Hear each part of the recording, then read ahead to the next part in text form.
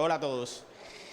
El problema está que, bueno, si uno no es incómodo con lo que está mal, si uno no es incómodo con el sistema mundo en el que vivimos, entonces, ¿qué hacemos, no? Yo creo que una de las cosas que siempre partió mi perspectiva militante comunicacional es la necesidad de incomodar. Claro, ya está después la pregunta de incomodar a qué. Bueno, esas preguntas llevan muchísima teoría detrás, muchísimo estudio, conocer dónde están las contradicciones, por qué estamos en un mundo injusto. ¿Por qué tienen que morir 30.000 personas de hambre al día cuando se bota comida todos los días? ¿Por qué estamos viviendo en ese mundo? ¿Por qué hay niños muriendo de sed? ¿Por qué están los palestinos muriendo cada día? Entonces, esas preguntas rebotan en la mente de un joven, perdone que haya empezado con esto, pero ella me picó, rebotan en la mente de un joven que se está haciendo esas preguntas y bueno, va un poco también a la historia de Cuba. ¿Por qué luchamos primero contra el colonialismo español? ¿Por qué luchamos contra una necolonia? ¿Qué fundamos? Porque ahí están quizás las preguntas que se hace hoy mi generación también, ¿no? ¿Para qué se hizo la revolución, no? Y hay un disparo constante de que la revolución no se hizo para nada. O sea, hay un disparo que está tratando de fomentarse en la comunicación de que la revolución fue por gusto, antes estábamos bien. Entonces, por eso el estudio, yo creo que ayer Bruno Lonati lo mencionaba en su conferencia, el estudio, la capacitación, volver a revisar, pero ¿cómo? ¿Cómo le hacemos esa capacitación hoy a jóvenes que en 30 segundos te dejan de atender? En 30 segundos. Los profesores tienen un problema, lo decía Pérez Pirela en una conferencia que estuve, que en 30 segundos los estudiantes les sueltan el teléfono y se ponen a ver el móvil. Entonces, ¿cómo retenerle la audiencia? Y esta palabra retención es una de las cosas más importantes de redes sociales. Entonces, bueno, voy a partir de esta pequeña introducción para empezar con mi proyecto. Video de presentación.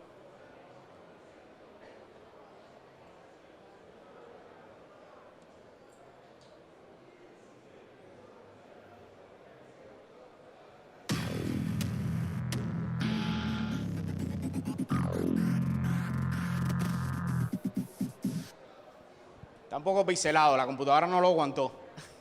Nada, a ver, aquí era más o menos para presentar el proyecto, volvemos a la foto de Silvio. Yo, hace un tiempo atrás, cuando estaba terminando la universidad, sentí una necesidad por los momentos que ya se estaban comenzando a vivir en las redes sociales habían comenzado en Cuba, y sentí la necesidad de exponer mis criterios allí, de que la gente, mi generación, o los que no son de mi generación, escucharan a un joven escribiendo. A veces para los jóvenes es tanto difícil llegar a los medios más importantes del país. Y bueno, yo dije, uso mis redes, ¿no? Empiezo a escribir aquí.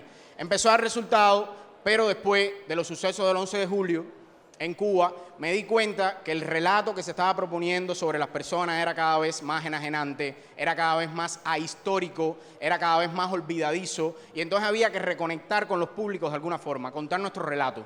Entonces ahí dije, bueno, voy a fundar un proyecto de comunicación política, ahora vamos a ver qué creo por comunicación política.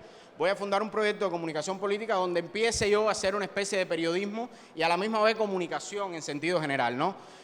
Contar noticias, tirarme una foto con alguien, hacer un podcast, cosas de la comunicación moderna. Entonces fundo El Necio. ¿Por qué El Necio? Seguramente muchos conocerán la icónica canción de Silvio Rodríguez, que es un paradigma para todas las personas de izquierda, y ese fue el nombre. O sea, nos metimos muchísimo tiempo pensando en un nombre, pero fue ese, porque en ese se sintetizaba ese poder de ser contradictorio, pero hacerlo por algo. ¿Por qué Silvio es necio? ¿Por qué Fidel fue un necio de su vida? No necio en su acepción más literal, sino la necedad de lo que hoy resulta necio, la necedad de vivir sin tener precio. O sea, la necedad de no tener que vivir en ese Parnaso, en ese, digamos, lugar, en esa cima, sino estar con los de abajo, tocar fondo, hablar con el pueblo. Entonces fundo El Necio, comienzo a comunicar, y desde el principio hay cosas que quizás algunas cometí errores, otras no, y que quiero exponérselas aquí porque aquí hay personas que se dedican a la comunicación política que quisiera que me escucharan. Cosas que creo que no se deben cometer en un proyecto de comunicación política cuando empieza. Abrir varias redes sociales al mismo tiempo. Eso me parece un error garrafal. Las personas que quieren pegarse en 7 redes sociales y ser un hit parade de la comunicación no lo van a lograr. Vamos a empezar de a poco, vamos a enfocarnos en una red social en la que usted disponga o quiera llegar a sus públicos, quizás Facebook y Twitter, o quizás Instagram y TikTok, o quizás una sola, YouTube, por ejemplo, y después vamos a ir ampliándonos en la medida de lo posible. Entonces yo comencé en 2, 3 redes sociales y fui poquito a poco deseando abrir nuevas y ya hoy tengo 7. Estoy en 7 redes sociales, las mantengo al mismo tiempo, pero fue poco a poco. Cuando domino una, me paso para la otra. Eso es importante. Comenzar sin manual de identidad visual, un error garrafal. Nosotros necesitamos que la gente nos identifique y tiene que haber una gráfica que nos identifique por eso. La comunicación, caballero, es altamente estética. La ética tiene un peso importante, los contenidos tienen un peso importante, pero un manual de identidad visual donde uno se apoya en personas que conocen, nosotros no somos los sabiondos de la comunicación, hay personas que estudian esto y conocen cómo se hace. Crear un manual, crear los colores que te identifican. ¿Para qué? Para que cuando te salga un post rápido en las redes sociales, tú no tengas casi ni que mirarlo, vas a decir, era eso, era de ese proyecto que yo sigo, sea cual sea. Porque esos son los colores, esa es la gráfica. Vamos a pasar. Ahí, bueno, otros aspectos, tratar de reducir la tipografía. Déjamelo ahí. Aquí hay una cosa importante, aparte de la marca de identidad visual de cada proyecto, que es los elementos gráficos que van a ayudar o van a apoyar esa marca. Aquí vemos que mi marca usa corchetes y usa unas estrellas en forma de brochazos. Esos elementos siempre ayudan mucho a apoyar sus diseños. Créense también gráficas de apoyo para sus marcas de identidad visual. Apóyense en diseñadores, en personas que le tiren a esto. Vamos a pasar. Bueno, después probar cómo se ven esas marcas en las distintas redes sociales, con el formato de portada, con el formato de la foto de perfil. Si uso el 1080 por 1080 en Instagram, ya no está de moda el 1080 por 1080, ahora está de moda el 4x8, la fotografía un poco más larga porque ocupa más espacio en el teléfono y psicológicamente la gente necesita verlo así amplio. Pero lo probamos, sigue pasando. En Twitter, ¿ok? Cuando era Twitter. Y otra, bueno, esto no lo hemos logrado por falta de presupuesto, pero bueno, la idea también hacer un poco de merchandising, o sea, de que nuestra marca esté en todos los lugares que podamos. En un micrófono pasamos, en tazas, en pullover, franela, chamarras, como le digan. Por ejemplo, aquí hay una experiencia con el programa Con Filo de la televisión, que quizás algunos conocen, que ellos han puesto pullover a vender en una peña que tienen y ha tenido éxito. Las personas van y compran el pullover porque la gente necesita sentirse identificada con esa marca. Entonces, esto que parece una cosa de mercado, que nos los han vendido así, bueno, nosotros tenemos que comprender que nuestras marcas de proyectos políticos de comunicación también tienen que saber promoverse, también tienen que saber venderse. Quizás es tu nombre, quizás el nombre de tu proyecto, quizás es otra cosa, pero hay que tratar de ponerla, de ubicarla en el panorama, a la vista de todo el mundo. Pasamos. Bueno, aquí wallpaper A ver, vamos a parar aquí. Aquí algo muy importante, porque siempre me dicen, no, porque ¿cómo conseguiste las cosas? Este es el primer año del proyecto. Ahí, bueno, un estudio casero en mi casa, una pared pintada de 2 colores, prácticamente nada, un micrófono que me trajo un amigo que vive en Chile, me lo regaló y ahí armé. Ahora, poquito a poco fui viendo cómo más o menos se arma un pequeño set de YouTube y fui incorporando cositas, un regalo, algo que me compro y llegué ya este año a esto, que no es que sea lo último del mundo, pero pasamos. O sea, que siempre se puede empezar con poco. Por eso me gustó tanto la intervención de los compañeros anteriores, de los compañeros del periódico 26 de Las Villas, porque están haciendo con poco. Y nosotros, ninguno puede renunciar a lo que puede hacer la prensa pública con el presupuesto que se otorga, con las pocas personas o poco presupuesto que tienen, porque esa es la prensa de la gente y siempre esa prensa va a tener en cuenta la opinión de las personas. Entonces, me gusta mucho lo que están haciendo el periódico 26 y creo que ese cambio estético, ético y de rutina dentro de los periódicos públicos sí se puede lograr. Con mucha articulación, con mucha capacitación, con mucha compañía. Sí se puede lograr y ellos mismos están demostrando que se puede y los de Cubovisión Internacional que estuvieron anteriormente. Aquí, bueno, ya, estética, luces LED, algunos libros atrás, una estética tratando de también, lo decía el muchacho que terminó de Argentina un poco antes, la comunicación tiene que ser atractiva, por eso tenemos que vernos un poquito bonito, caballero. No es una cosa de que yo quiera que todo esté bonito, es una cosa de que hay que tratar de meternos por los ojos de las personas. Entonces tenemos que ser atractivos, tenemos que ser divertidos. Ya los formalismos, ya las entelequias no funcionan en comunicación.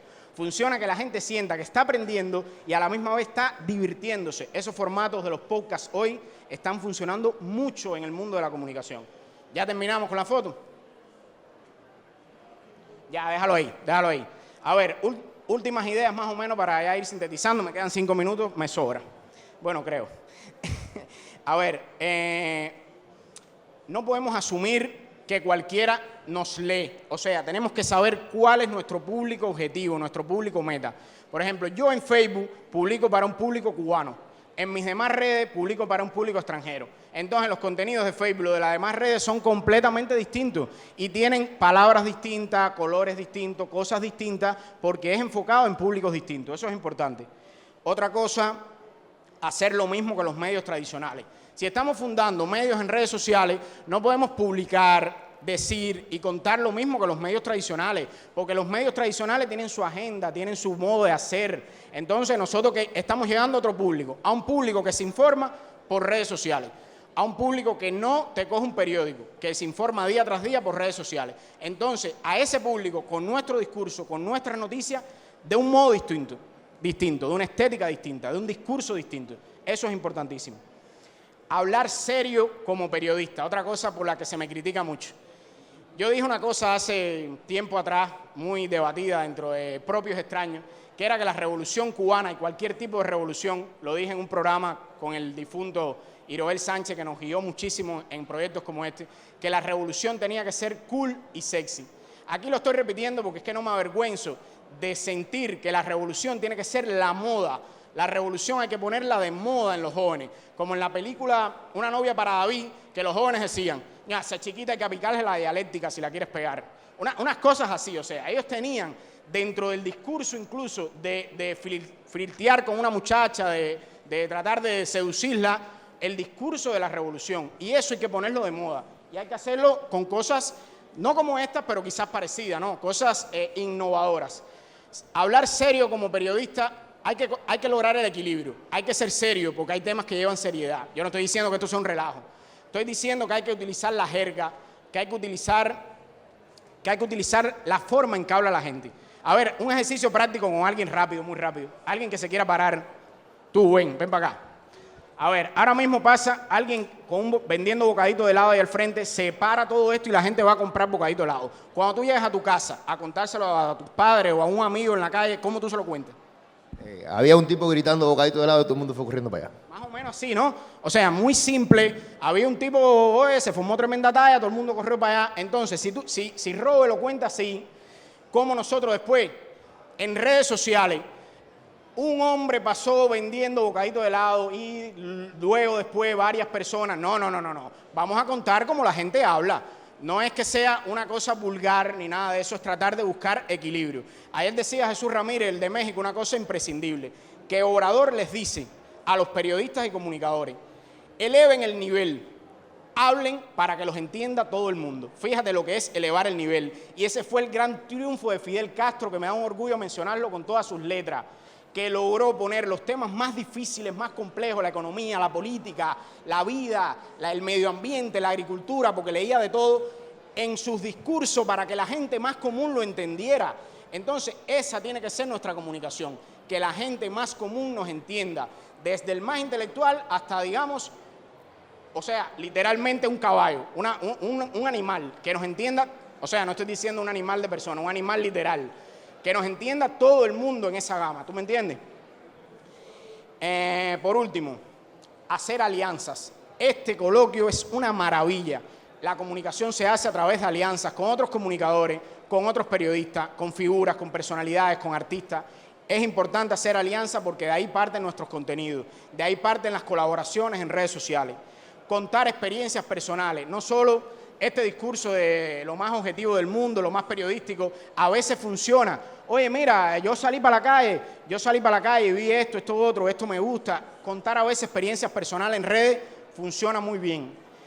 Hay que publicar contenido que salga a buscar nuevos públicos. O sea, si hablamos todo de política, vamos a publicar un video de música, eso también es política.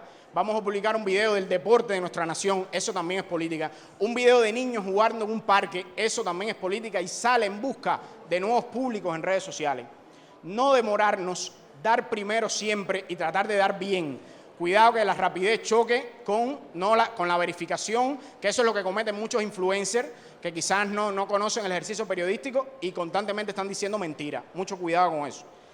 estudiar los formatos, lo que funciona y lo que no funciona en cada red social. En Instagram funciona el vertical, en TikTok también, pero entonces en Twitter es así lo que funciona. Los subtítulos, este tipo de cosas, los formatos están en cambio todos los días. Todos los días o cada cierto tiempo los algoritmos cambian y hay que tener estudio de los formatos, personas que sepan lo que está funcionando. Y ya por último, buscar la tan ansiada retención. Tenemos que tener retención de las audiencias. Las audiencias tienen que quedarse con nuestro contenido donde quiera que sea, en YouTube, Facebook, Instagram, Twitter. Hay que buscar la forma de que unas personas se echen un hilo de Twitter. Hay que hacerlo interesante para eso. Y lea uno tras otro. Mira, mi tweet más fuerte en redes sociales es un tweet que tiene 100 en hilo por ir para abajo. Y la gente se lo echó.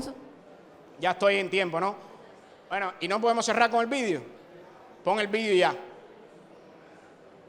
Ok, es un vídeo, mira, aprovechando que está Gabriel aquí, lo grabamos para el podcast de Gabriel. Te portas mal. Bueno, pero si me atrasaron a mí 15 De minutos. eso se trata, ¿no? De que te portes mal. Tú te has portado mal desde que nació el proyecto.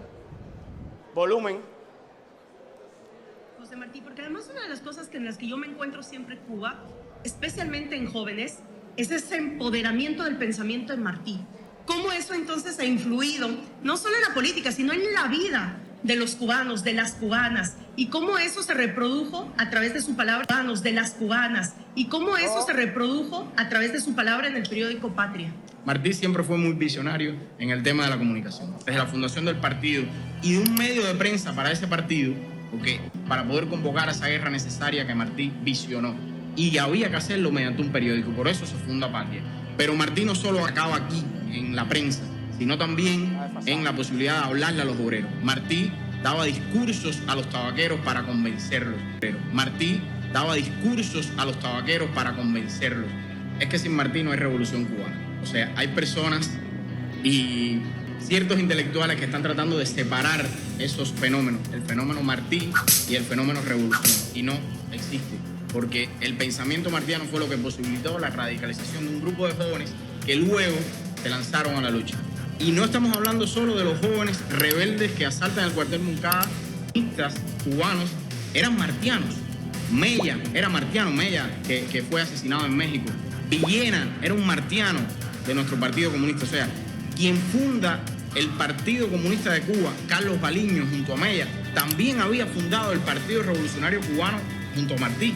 O sea, que estamos viendo cómo el pensamiento martiano evoluciona, toma matices marxistas y entonces es génesis para todo ese pensamiento revolucionario de la época que termina en una revolución armada y no solo en el acto en sí de la revolución, sino en lo que vino después. O sea, la revolución no fue ese momento, ese estallido, sino la construcción a partir de ese estallido. Por eso en Cuba siempre decimos que la revolución no está terminada. Estamos en el proceso de hacer la revolución constantemente. Bueno, nada, terminar con esto. Muchísimas gracias. Hagamos esto. Estamos en el proceso de hacer la revolución constantemente. Gracias.